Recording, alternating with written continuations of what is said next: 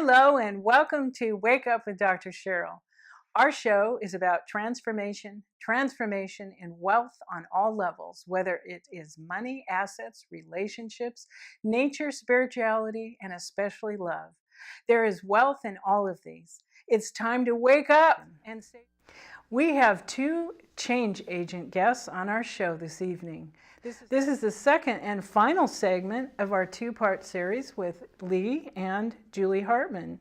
Lee Glickstein founded Speaking Circles International in 1989. He is an authority on leadership presence in public speaking, offering coaching to clients ranging from top professional communicators, up seminars and retreats, and has trained over 1,000 speaking circle facilitators worldwide.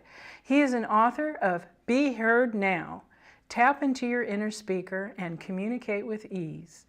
His elegantly innovative approach to leadership, presence, and authenticity led him to a team with Dr. Julie Hartman to form Stillness Partners, which is devoted to training individuals to bring out the best in each other through holding stillness for others. Their programs are targeted for business leaders and parents. Dr. Julie Hartman has had a thriving private psychology practice for 15 years that has successfully helped children, parents, and adults reduce the anxieties that often interfere with bringing out their best. She founded the Mindful Resource Center, MRC, to offer professional talks, workshops, webinars, and self-improvement products. Since mid-2013, she teamed up with Lee Glickstein of Speaking Circles International and Regina Conquitelli, professional coach, to form Stillness Partners for the study and application of what she believes to be the most powerful method of bringing out the best in people through holding stillness for others. Dr. Hartman brings her neuropsychology, attachment, human development, mindfulness specialties to help people learn to hold stillness for each other as the key to unlocking the fullest prosperity contained within our co-creative human potential. With a special emphasis in helping parents hold stillness for their children, she is also mentoring parents in using relational stillness with their children as an antidote to the harmful side effects of the digital age. Yeah. It's a workaround. I love it. No. Showing the folks listening, watching, Yes, what it looks like to do this very simple protocol, because within 5 minutes you get a taste of it. You know, if you find somebody to practice this with, and it's so simple, and on the website you can go to the article. Yeah. Right. We have the protocol, and it has 4 phases. The first phase starts sort of quieting the system. The second phase starts increasing the attention and the observation. The third phase starts pairing individual content that emerges from each person. And the fourth phase starts helping the content become a collaboration. Okay, that's good. Right. Yeah. And so it really is through the 4 steps. You can try to skip ahead to the last step, or you can try to skip ahead to the third step, but you're not going to get the full synchronizing of all of the parts in order for the full relational experience to be optimized. And to be conscious of this experience, which you just shared, in everything that we do. Oh my God. We wouldn't have war. We wouldn't have so many problems.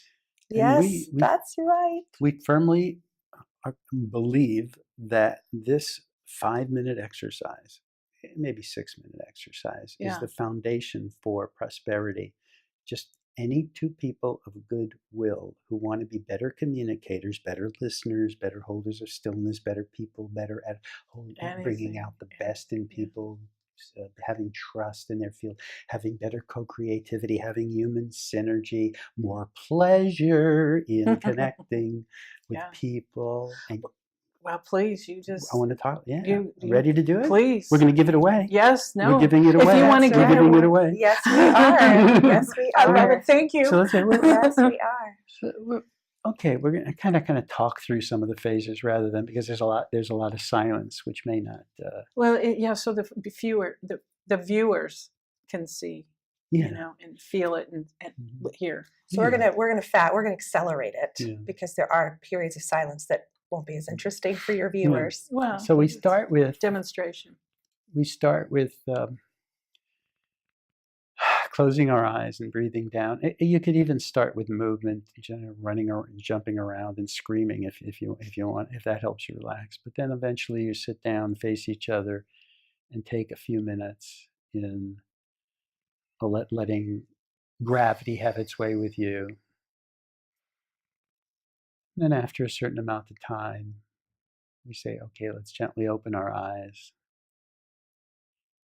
And we spend a minute just being in relational stillness without speaking.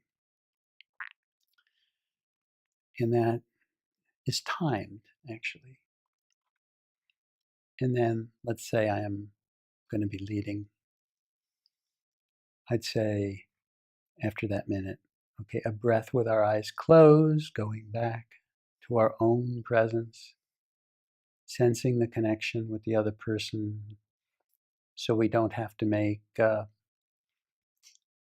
social signals, nods and smiles and winks when we're with each other, when we gently open our eyes and sense the connection underground. So gently open your eyes and be that way with me. Breath of relational stillness. 1 minute with Julie, starting with a breath, starting now.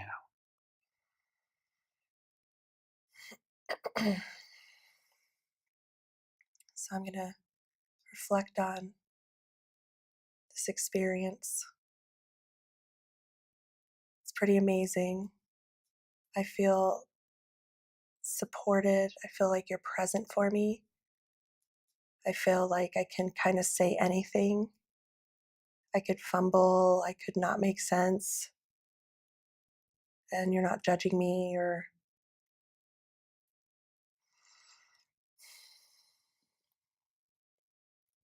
I like how you're not sort of winking or, oh, I know what you mean, or you're really giving me space to bring myself forward for us. Thank you. Breath of appreciation for your partner. And a breath back with eyes closed. You take it from here, Julie. Let's gently open our eyes. A breath of relational stillness. Starting with Lee, starting now.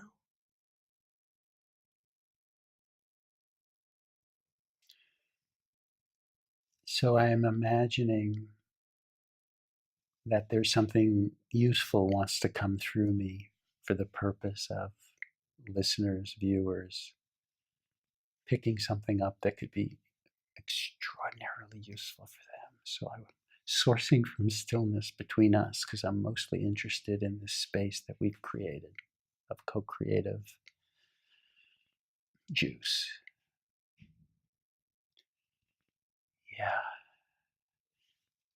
Not having to smile, the unconscious smile of deference or it's okay gets in the way of really supporting each other. I like it's kind of a neutral sense we both have, but with a positive regard for each other. And that keeps our face light or bright.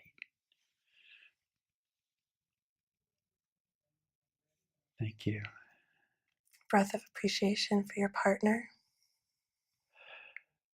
Close your eyes and reconnect with your own presence. Let's bid adieu. Eyes open.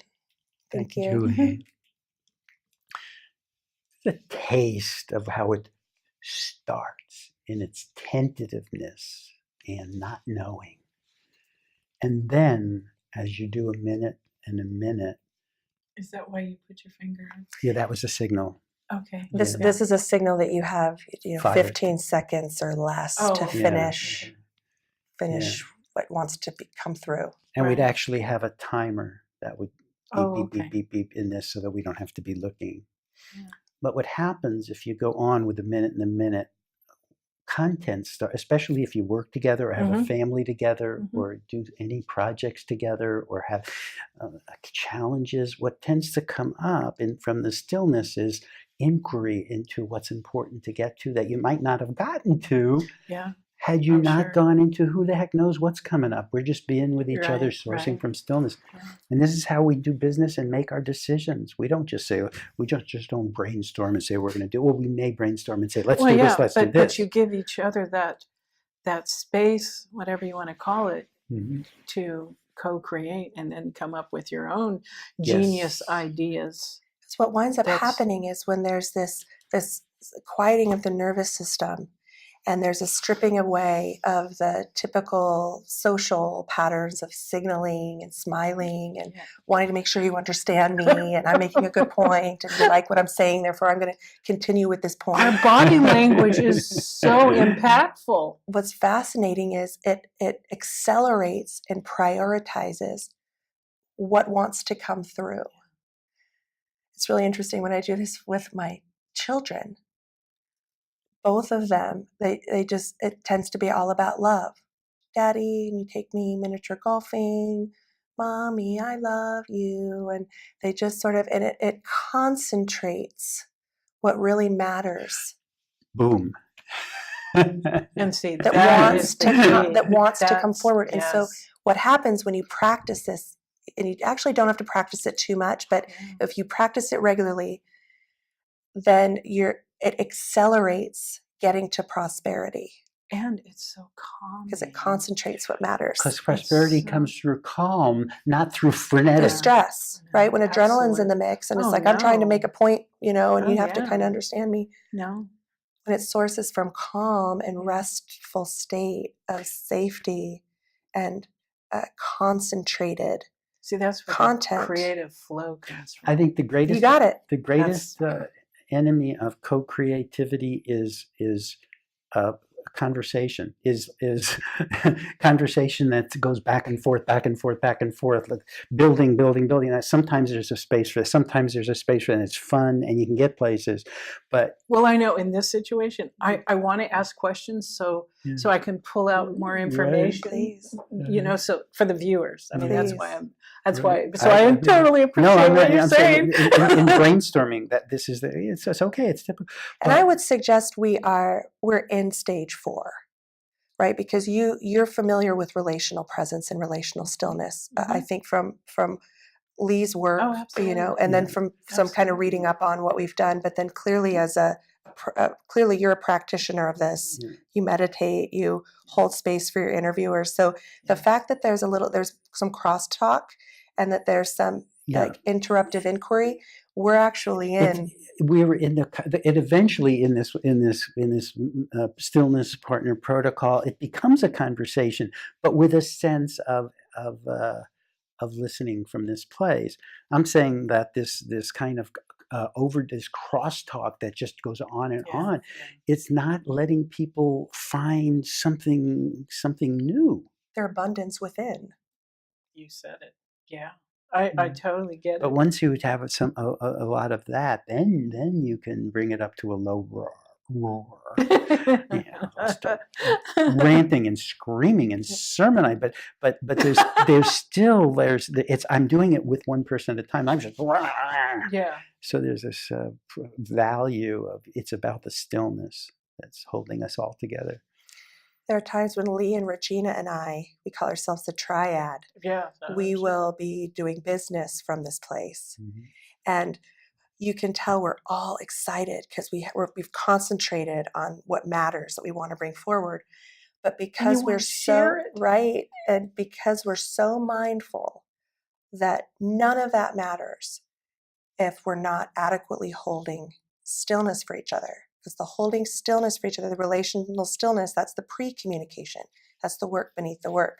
So as we're sitting here wanting to kind of interrupt each other and chime in, we're mindful to remind ourselves, holding stillness for each other. And then the chiming in shows up in a flow that works for the greater good without disrupting what wants to emerge from the other person. So it further concentrates our gifts coming forward versus stifling each other. And you have, with your triad, you already have that foundation. You already know that you have that safe, unconditionally loving relationship. I talk about unconditionally loving on every one of my shows. People say, well, what's unconditional loving? Stop criticizing, stop judging. And, today, I still, once in a while, I have to catch myself. And I do catch myself for judging people. I think we all do it to a degree, but when you catch yourself, then it's like, okay, I'm learning this. I'm learning this, but stop judging and stop judging yourself. Stop criticizing yourself to allow that love to flow. So, but when you come together, you have that foundation. So it's easy. There might be things that have happened during the day or whatever when you come together, and there might, you need to get to that calming place. We can get there instantly. Yeah. Instantly. Once you had practice, instantly. Well, yeah. And then because your brain prioritizes what wants to come through. So let's say I've walked in the door and I really want to tell them about this pearl of wisdom that showed up in the car ride over about what we're going to do to get this out to the masses. And that's like the first thing I want to share with them. Well, that's why I'm so glad you're here. This will be part of helping this get out. Thank you so much. And then when we wind up coming together in relational stillness, through that holding stillness for each other, my brain winds up being able to detect what is the priority of what wants to come forward right now. And it very well might be something completely different, but even more important because it showed up in that relational stillness field in co-creating with them. That idea I had as an individual in the car gets transmitted in a more meaningful way if and when it naturally shows up in the relational stillness field between us. That's more where it belongs to show up. This is such a perfect example from my perspective of the divine creation universe. Yes. Exactly what you just said. And if we could all be in that place, oh my God. We have the exercise for all being in that place. We do. We have the exercise. We really do. It's so simple, though, that people don't get how people practical it is. It's funny how people just keep banging their head on the wall and not change. Well, that works too. Eventually you go, how can I change this pain situation? Right. Well, that was lovely what you said. I think that we have the human experience protocol for allowing the divine to emerge between us so that everything we do together through that human experience is very meaningful. Well, it's a higher power. It's a when you're in that creative stillness place, our higher selves emerge. That's what this is about. Yes. This is what I want to bring out more to the viewers and to the because it's really not that difficult. It's very easy when your intention is there. I want to make it so easy that people can do this by themselves. If you look in the mirror for a minute and just be with yourself and think, what does it mean? Because I know some people are listening to this and don't know exactly what we mean by holding stillness. Yeah, exactly. But look in the mirror and be with yourself for a minute. I think that's hard for people. It is. But if they realize that what the difficulty is exactly putting their finger on what can make a difference by moving through it. And it Yes. only hurts for a few seconds. Yeah. Stay with yourself and notice you start winking at yourself or smiling. You say, ooh, that's me being self-conscious with myself. So go. Yeah. And then you just completely stop the thought and you say, wait, I'm holding stillness. My number one job is to hold stillness for the person in the mirror. Right, yourself. Right. So like in mindfulness meditation, for instance, they talk about something called a focus object, which they often use in meditation as your breath. That when your mind does what it's going to do, which is wander, right, and you catch it, you bring it back to the focus object of the breath. Right. And you might say judging, you might say thinking, right? But you bring the attention back to the breath. Well, in our holding stillness protocol, when you notice your mind wandering, you can say judging, yes, and you refocus on holding stillness for the person. Feeling like this is dumb. Right? My job right now is holding stillness for the other person. Not sure if this is gonna work, kind of hokey. My job is holding stillness for the other person. And over time, Dan Siegel talks about neurons that fire together, wire together. So this is the brain geek of me coming out. No. And when there's this gentle refocusing to holding stillness for someone, you're pairing focusing with gentleness and stillness for someone else. Those things, and neurologically, they start wiring together. And over time, you'll start experiencing the benefits of it. You'll notice, oh wait, I haven't had a judgmental thought for a few seconds compared to earlier. Yeah. Is that part of the synapse of your brain That's coming right. together? Yeah. There's an integration that starts occurring. Top down, bottom up, brain synchronizing with the central nervous system, parts of the brain synchronizing and integrating and working better together with each other. So the language part of your brain is working better with the observing part of your brain. Oh, that's good. Which is integrating more with the calming, regulating part of the brain. And through that, these kind of exercises, over time, these things start happening more quickly and more naturally, as you know from all of your meditation experience. You can do it, and then it starts becoming. It's so pleasurable. Yes. And one of the byproducts of it is that you could do it in front of an audience, and there's no it's the end of performance anxiety. It comes all the way around, because this is what the genesis of my part of this work. Absolutely. And thank you. Oh my goodness, this is wonderful, and I'm so honored that you both came, because I think that your work and your presence and sharing with me and our audience is wealth, so much abundance for human healing and having that peaceful relationships, peaceful relationships. That is the key of what you're saying. And it's part of the unconditional love thing. And thank you so much.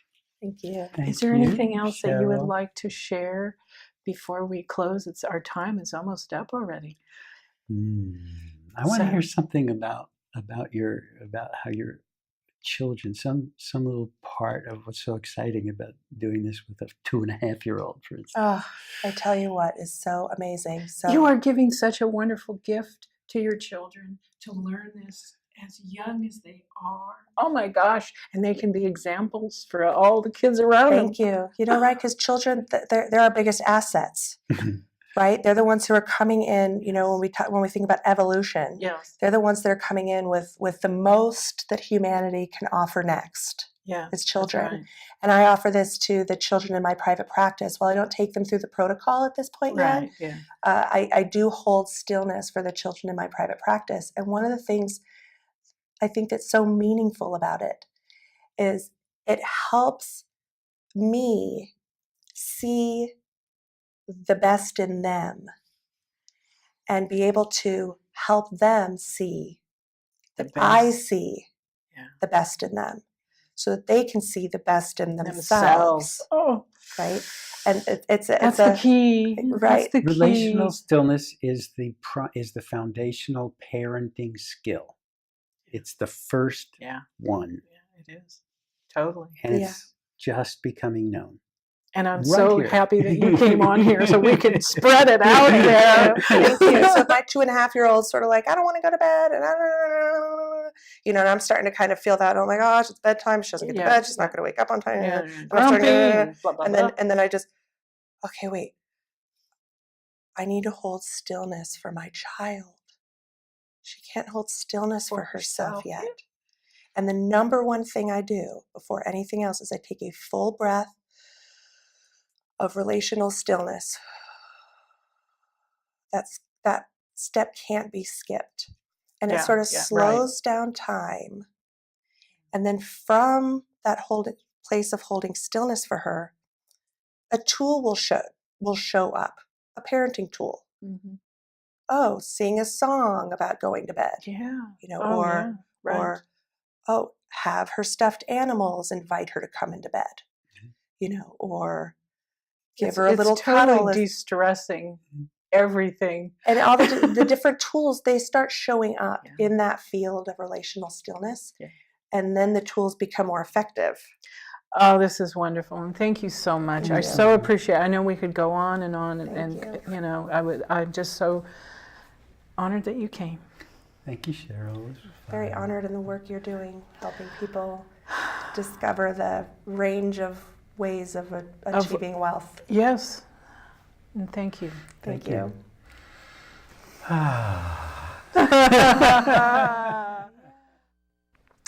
I'll leave you with this. Never give up on your purpose and passion. Work with integrity and have a positive attitude wherever you work, and please, first and foremost, with your family and friends.